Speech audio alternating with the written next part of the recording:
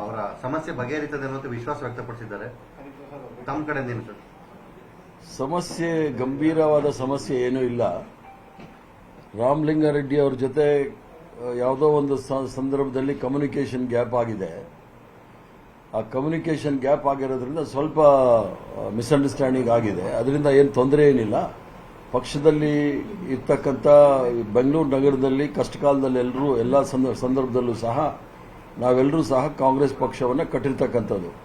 ಅವರು ಬೆಂಗಳೂರು ನಗರದ ಒಂದು ಕಾಂಗ್ರೆಸ್ ಪಕ್ಷದ ಪಿಲ್ಲರ್ ಆಗಿ ಬೆಂಗಳೂರು ನಗರವನ್ನು ಕಾಪಾಡಿಕೊಂಡು ಬಂದಿರತಕ್ಕಂಥವ್ರು ಮತ್ತು ಕಳಂಕರಹಿತ ರಾಜಕಾರಣಿ ಅಂತ ಹೇಳಿ ಇರ್ತಕ್ಕಂಥ ಅಜಾತ ಶತ್ರು ಅಂತ ಅನ್ನಿಸ್ಕೊಂಡಿರ್ತಕ್ಕಂಥ ರಾಮಲಿಂಗಾರೆಡ್ಡಿ ಅವರು ಕೆಲವು ವಿಚಾರದಲ್ಲಿ ಅವರಿಗೆ ಬೇಸರ ಆಗಿದೆ, ಇಲ್ಲ ಅಂತ ನಾನು ಹೇಳೋದಿಲ್ಲ. ಆದರೆ ಈಗಾಗಲೇ ಮುಖ್ಯಮಂತ್ರಿಗಳು ಸಹ ಮಾತಾಡಿದ್ದಾರೆ, ನಾನು ಸಹ ಮಾತಾಡಿದ್ದೀನಿ.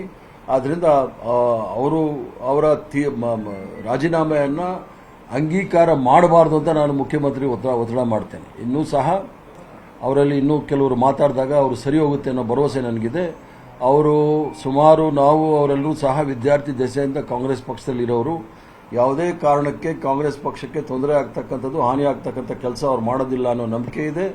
ಅವರು ತಮ್ಮ ರಾಜೀನಾಮೆಯನ್ನು ವಾಪಸ್ ತೆಗೆದುಕೊಂಡು ಪುನಃ ಸಕ್ರಿಯವಾಗಿ ಕಾಂಗ್ರೆಸ್ ಪಕ್ಷವನ್ನು GBA ಚುನಾವಣೆ ಸಹ ಬರ್ತಾ ಇದೆ, ಅದಕ್ಕೆ ಬಲಿಷ್ಠವಾಗಿ ಸದೃಢವಾಗಿ ಬೆಳೆಸಲಿಕ್ಕೆ ಎಲ್ಲ ಸಹಕಾರವನ್ನು ಮಾಡ್ತಾರೆ ಅಂತ ನಂಬಿಕೆ ಇದೆ.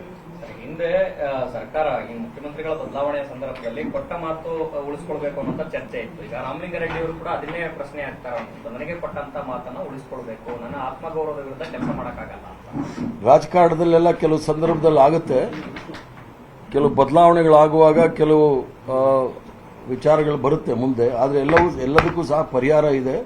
ಪರಿಹಾರ ಆ ಸಮಸ್ಯೆ ಬಗೆಹರುತ್ತೆ ಅಂತೇಳಿ ನನ್ನ ನಂಬಿಕೆ ಇದೆ. ಅದೆಲ್ಲ ಮುಖ್ಯಮಂತ್ರಿಗಳು ಬಿಟ್ಟಿರ್ತಕ್ಕಂಥದ್ದು. ಪರಿಹಾರ ಬಗೆಹರಿಯುತ್ತೆ ಅಂತ ಸಮಸ್ಯೆಗೆ ಪರಿಹಾರ ಇದೆ. ಅವರ ರಾಜೀನಾಮೆಯನ್ನು ಅಂಗೀಕಾರ ಮಾಡಬಾರ್ದು ಅಂತ ನಾನು ಸಹ ಮುಖ್ಯಮಂತ್ರಿಗಳಲ್ಲಿ ಒತ್ತಾಯ ಮಾಡ್ತೇನೆ, ವಿನಂತಿ ಮಾಡ್ತೇನೆ. ಮತ್ತು ಅವರು ನನ್ನ ಅನುಭವ, ನಾನು ರಾಮಲಿಂಗಾರೆಡ್ಡಿ ಅವರಿಗೆ ಸುಮಾರು 45-50 ವರ್ಷದಿಂದ ಗೊತ್ತಿರೋದ್ರಿಂದ ಅವರು ಕಾಂಗ್ರೆಸ್ ಪಕ್ಷ ಬಿಟ್ಟು ಹೋಗಕ್ಕೆ ಸಾಧ್ಯನೇ ಇಲ್ಲ. ಅವರು ಕಾಂಗ್ರೆಸ್ ಪಕ್ಷದಲ್ಲೇ ಇರ್ತಾರೆ, ಇದ್ದು ಕಾಂಗ್ರೆಸ್ ಪಕ್ಷವನ್ನು ಬೆಳೆಸ್ತಾರೆ ಅನ್ನೋ ನಂಬಿಕೆ ಸಹ ನನಗಿದೆ.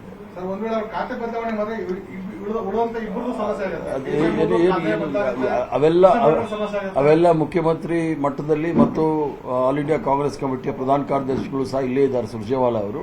ಅದರ ಬಗ್ಗೆ ತೀರ್ಮಾನ ಮಾಡ್ತಾರೆ. ಅದಕ್ಕೆ ಯಾವುದಾದ್ರೂ ಅಮಿಕಬಲ್ ಆಗಿ ಯಾವುದಾದ್ರೂ ಒಂದು ಬರುತ್ತೆ, ಅದರಲ್ಲೇನು ತೊಂದರೆ ಇಲ್ಲ. ಇದೆ ಹಾರ್ಡ್ ಅಂಡ್ ಫಾಸ್ಟ್ ಅಂತ ರೂಲ್ ಅಂತ ಏನಿಲ್ಲ. ಕೆಲವು ಸಂದರ್ಭದಲ್ಲಿ ಸರಿ ಬರುತ್ತೆ. ವಿ ಅಗ್ರಿ ಫಾರ್ ಡಿಸ್ಅಗ್ರಿಮೆಂಟ್ ಅಂತ ಇಂಗ್ಲಿಷಲ್ಲಿ ಹೇಳ್ತಾರೆ. ನಿಮ್ಮ ಜೊತೆ ಮಾತುಕತೆ ನಡೆಸುವಂತ ಸಂದರ್ಭದಲ್ಲಿ ಮನವೊಲಿಕೆ ಆಗುವಂತದ್ದು ಅಥವಾ ಸಮಾಧಾನ ಆಗುವಂತದ್ದು ಏನಾದ್ರು ಕಂಡುಬಂತ? ಸಂಪೂರ್ಣವಾಗಿ ಸಮಾಧಾನ ನನಗಿದೆ. ರಾಮಲಿಂಗಾರೆಡ್ಡಿ ಅವರು ಹೇಳಿದ್ನಲ್ಲ, ಅವರು ಸಮಾಧಾನ ಆಗಿದೆ. ಕಾಂಗ್ರೆಸ್ ಪಕ್ಷ ಝೀರೋಗೆ ಬಂದಾಗ್ಲಿಂದನೂ ನಾವು ಕಾಂಗ್ರೆಸ್ ಪಕ್ಷವನ್ನು ಕಟ್ಕೊಂಡು ಬಂದಿರತಕ್ಕಂಥವ್ರು. ಅದು ನಾನಿರ್ಬೋದು ಅಥವಾ ರಾಮಲಿಂಗಾರೆಡ್ಡಿ ಅವರು ಇರ್ಬೋದು, KM ನಾಗರಾಜ್ ಇರ್ಬೋದು, PM ಅಶೋಕ್ ಇರ್ಬೋದು, ರೇವಣ್ಣವರು, ನಾವೆಲ್ಲರೂ ಸಹ ಬೆಂಗಳೂರಲ್ಲಿ ವಿದ್ಯಾರ್ಥಿ ದೆಸೆಯಿಂದ ಬಂದಿರತಕ್ಕಂಥವ್ರು. ಪಕ್ಷಕ್ಕೇನು ತೊಂದರೆ ಆಗದೆ ಇರ್ತಾರ ನಾವು ನೋಡ್ಕೊಳ್ತೇವೆ.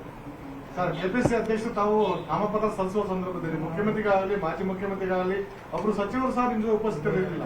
ಯಾಕೆ ಸರ್, ಅಸಹಕಾರನ ಅಥವಾ ಏನು ಬೆಂಬಲ ಕೊಟ್ಟಿಲ್ಲ? ಇದೇನು ಗೋಧಿ ಮೀಡಿಯಾ ಪ್ರಶ್ನೆನಾ? ಗೋಧಿ ಮೀಡಿಯಾ ಸರ್, ನಿಮ್ ಯಾರು ಹೇಳಿದ್ದು? ನಾನು ಹೋದಾಗ ಬೇರೆ MLCಗಳ ನಾಮಪತ್ರ ಸಲ್ಲಿಕೆ ಮಾಡೋ ಅವ್ರಿಗೋಸ್ಕರ ನಾನು ಹೋಗಿದ್ದು.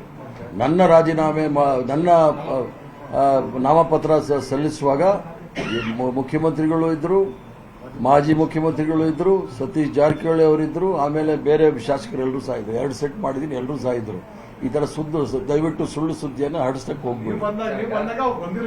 ನಾನು ಬಂದಿದ್ದು ಕಮಟ್ಕರ್ ಅವ್ರದ್ದು ಮತ್ತೆ ಇವ್ರದ್ದು ನಾಮಿನೇಷನ್ ಫೈಲ್ ಮಾಡ್ಸಕ್ ಬಂದಿದ್ದು. ಹೌದು, ಅವ್ರ ನಾಮಿನೇಷನ್ ಫೈಲ್ ಮಾಡ್ಸಕ್ ಬಂದಿದ್ದ. ನಮ್ಮಲ್ಲಿ ಸಂಖ್ಯೆ ಇದೆ, ನಮ್ಮಲ್ಲಿ 2 ಓಟ್ ಏನೋ ಸಂಖ್ಯೆ ಇದೆ. ನಾವು ಅದನ್ನು ಮುಖ್ಯಮಂತ್ರಿಗಳು ಬಿಟ್ಟಿದ್ದೀವಿ, ಅವರು ಮಾಡ್ತಾರೆ.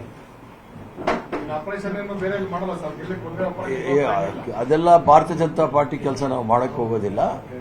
ಆದ್ರಿಂದ ನಾವೇನು BJP ಅವ್ರನ್ನ ಹೋಗಿ ಆಪರೇಷನ್ ಮಾಡಕ್ಕೂ ಹೋಗೋದಿಲ್ಲ. ಅವ್ರು ಬೇಕಾಗೂ ಇಲ್ಲ.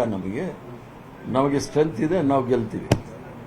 ನಿರ್ಭೀತ, ನಿಷ್ಪಕ್ಷಪಾತ, ವಿಶ್ವಾಸಾರ್ಹ ಸುದ್ದಿಗಳಿಗೆ ಮತ್ತೊಂದು ಹೆಸರಾಗಿರುವ ನ್ಯೂಸ್ 18 ಕನ್ನಡ ಈಗ ಆಪ್ನಲ್ಲೂ ಲಭ್ಯವಿದೆ. ದಯವಿಟ್ಟು ಇಲ್ಲಿರುವ QR ಕೋಡ್ ಅನ್ನು ಸ್ಕ್ಯಾನ್ ಮಾಡಿಕೊಂಡು ಆಪ್ ಡೌನ್ಲೋಡ್ ಮಾಡೋದಕ್ಕೆ ಮರಿಬೇಡಿ. ನಿಮ್ಮ ಬೆಂಬಲ ಹೀಗೆ ಸದಾ ನಮ್ಮೊಂದಿಗಿರಲಿ. ಧನ್ಯವಾದ.